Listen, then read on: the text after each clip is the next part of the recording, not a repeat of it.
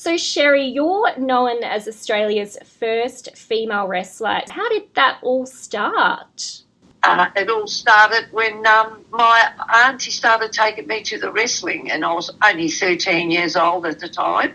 She took me to the wrestling, and that's when I fell in love, and I thought, I'm going to be in that ring one day, as soon as I saw that ring at Festival Hall in Melbourne. What's behind the name Sherrie Sinatra? How did you come up with that? The American promoter, Jim Barnett, gave me that name. That's my stage name. Jim Barnett's from WCW. What was it like working for him? Oh, fantastic. He was very, very professional. He's the one that booked us everywhere. He was a very, very good promoter. He knew what he was doing. Once you fell in love with wrestling, how did it go from there? Did you begin training straight away, or was it a few years before you started getting in the ring? Well, when I went to Festival Hall, I inquired about a trainer, and then I met up with a gentleman called Ken Fura. I just got straight into it because I said, look, just give me the address and I'll be there. And when I went to the gym, I was the only lady there, of course, and I had to train with all the guys, and that's how I got started, the hard way. What was it like training with the men? Because being Australia's first female wrestler, you would have walked in to a room full of male wrestlers. So what did they think? Well, at first, they were really, really hard on me because some people just walk in there and they're not very serious about things. So they make sure that they teach you that it is serious. And if you're not there to do the job, well, then don't do it. They were very hard on me when I was training with them. They turned me black and blue, I swear to God.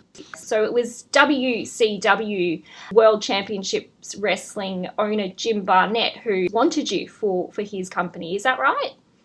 Yes, that's right. Apparently he saw me in a magazine while he was on the plane, and he said, I want that gal because the Women's Day, I think it was, they had me in for an interview, and they come down to the gym and took all these photos, and he seen them, and that's when he said that he wanted to book me. And how old were you then when you started with WCW? 17. 17, that's amazing. And what did your parents think, Sherrie? At home it was World War III, you can imagine from Italian parents. No, not good at all. But then Dad always said that when I turned 18 I can do what I like. Mm-hmm. I was free to do as I please, so I wasn't far off, and I did say that if I can't wrestle then I was leaving home. Accepted it. And being one of the first women wrestlers in Australia, were there many others at the time when you started with WCW? Who were some of the other women that you wrestled with? After I started, another lady came along, Mona West, and then there was Patti Ryan, and over in New Zealand we had Sabrina.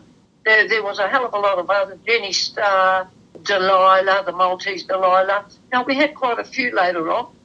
You made your wrestling debut in 1972. Yes, that's correct. And you stepped out of the ring in, was it 2001? Yes. So a really long career. When you first started, did women wrestle on TV in the 70s? We weren't allowed to. We just did TV interviews then. What was it like seeing the men being able to wrestle on TV but not the women?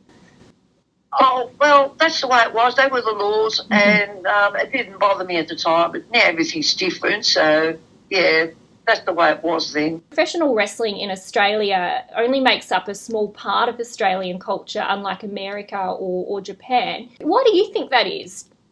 I don't think it's advertised enough. You don't have the right promoters. You really would need somebody from the United States and some American wrestlers to mix in to get a really huge crowd and to make it successful. And you really need TV. TV is the number one thing you need to have a successful show. After WCW, what came next for you?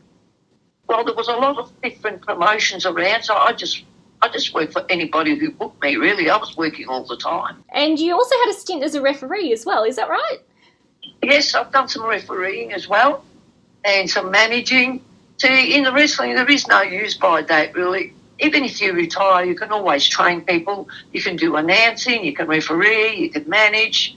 There's a lot of other things you can do. With WCW as well, what was it like being a female wrestler at the time? Were you treated well? Yes, we were treated like queens, really. Everywhere we went, and then the TV cameras used to come up to us as soon as we got off the plane. It was just amazing. All the travelling and the people we met was just unbelievable. Because you got to travel all over. Where were some of the places you got to go? Well, of course, I went all over Australia every single week, just about. And then New Zealand, Tasmania, New Guinea, all over the Asian countries, the Philippines, Canada, just all over the place. How did you persevere through some of the training with the bigger, the men when you first began? Because I think that would have been such a challenge to keep showing up week after week. How did you push through and persevere to do that? Because I was determined, and when you are determined to do something, you have to put everything into it and persevere. But when I went in there, the guys, like I said, were very, very rough on me. They ripped half of my hair out. I was black and blue when I went home, and I had to wear long sleeves so my parents wouldn't see it. It's something that you've got to persevere with. If you're really determined to do something, you can do it. Absolutely. And what would you say to female wrestlers today who want to get into that world? Oh, look, I'd wish them the very best of luck. The sky's the limit. Just go for it. There's a lot of opportunities in the wrestling. If they work hard at it and travel overseas, they can even end up in the movies. You never know. Is there